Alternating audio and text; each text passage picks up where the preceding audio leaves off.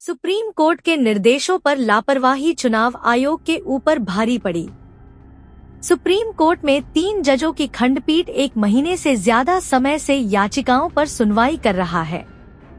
Supreme court के विद्वान न्यायाधीशगण justice Suryakant, justice उज्ज्वल भुइयां और जस्टिस कटेश्वर यह मानकर उदारता बरत रही है कि चुनाव आयोग एक वैधानिक निकाय है, उसके अधिकार और दायित्व हैं।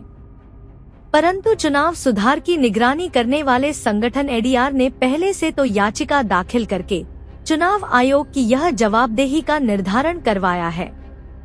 जानते हैं कि चुनाव सुधार के लिए इस संस्थान की वजह से भारतीय जनतंत्र के बारे में सम्मानजनक जिज्ञासा बनी रहती है। सुप्रीम कोर्ट में राजनीतिक दलों के भी दलील उनकी याचिकाओं और उनके वकीलों के माध्यम से रखा गया। एडीआर के वकील प्रशांत भूषण ने संगठन की तरफ से बीच बहस में दूसरी याचिका भी दाखिल कर दी। अब तक सुप्रीम कोर्ट में जो बहस चली उसके बाद चुनाव आयोग ने 65 लाख मतदाताओं का नाम बिहार के मतदाता सूची से काटने की पेशकश कर दी। राजनीतिक दल इस पूरी सूची को तह से मांग रहे थे।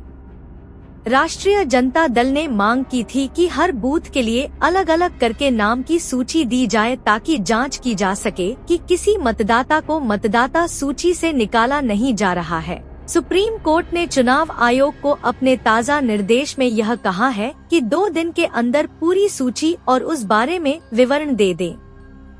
शनिवार को एडीआर के वकील प्रशांत भूषण को भी चुनाव आयोग सूची सौंप दे। सुप्रीम कोर्ट ने स्पष्ट तौर पर कहा कि संदिग्ध स्थिति को स्पष्ट करने के लिए अदालत प्रत्येक मतदाता तक पहुंचेगी। एनजीओ की तरफ से प्रशांत भूषण ने सुप्रीम कोर्ट के सामने मजबूती से संदेह रखा है। जिन लोगों ने आवेदन दिया भी है, मतदान बूथ के अधिकारी बीएलओ की मर्जी के आधार पर उन्हें स्वीकार या अस्वीकार किया गया है। गहन मतदाता पुनरीक्षण में जिन लोगों ने अपना आवेदन जमा किया है उनमें से 75% लोगों ने वह दस्तावेज नहीं दिया है जो चुनाव आयोग के लिस्ट में बताया गया है। विपक्ष का भी यह आरोप है कि बीएलओ की मर्जी और सिफारिश चल रही है। सुप्रीम कोर्ट के निर्देशों के संदर्भ में चुनाव आयोग की लापरवाही भारी पड़ी। अब इसके बाद 2 दिनों के अंदर चुनाव आयोग जो लिस्ट सुप्रीम कोर्ट को उपलब्ध कराना है उससे पिंडारा बॉक्स खुल जाएगा। अभी तक सुप्रीम कोर्ट ने ऐसा कोई सख्त निर्णय नहीं लिया था जिसकी वजह से चुनाव आयोग पर कोई दबाव पड़े। सुप्रीम कोर्ट ने यह भी सुझाव दिया था कि मतदाताओं को अपना क्लेम भरने के लिए आधार कार्ड और राशन कार्ड इत्यादि प्रमाण देने का मौका दिया जाना चाहिए। चुनाव आयोग ने इस सुझाव की एक तरफ तो पूरी अवहेलना की, दूसरी तरफ चुपचाप जिनका चाहा गया उनका आवेदन फॉर्म बिना किसी दस्तावेज के ले लिया। जानते हैं कि सुप्रीम कोर्ट ने 24 जून को पहली सुनवाई की थी। अब 12 और 13 अगस्त को भी इस पर सुनवाई होगी।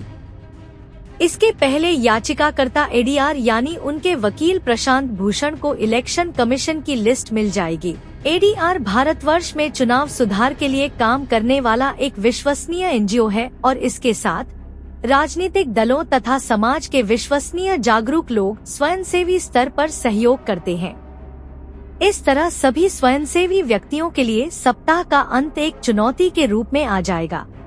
प्रशांत भूषण की टीम यदि गड़बड़ियों की कोई लिस्ट भी सुप्रीम कोर्ट के सामने रख देती है तब चुनाव आयोग दोबारा कटघरे में खड़ा हो जाएगा।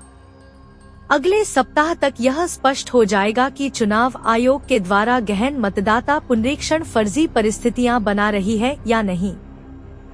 चुनाव आयोग पर खुली उंगली तनी हुई है कि इसने शासक दल के हित में एसआईआर की पूरी प्रक्रिया प्लांट कर दी है। जागरूक रहकर इस पूरी प्रक्रिया पर निगाह रखा जा सके इसके लिए हम बहुत स्पष्ट से इस वीडियो के माध्यम से संक्षिप्त टिप्पणी दे रहे हैं। देखते रहिए विमर्श न्यूज। धन्यवाद।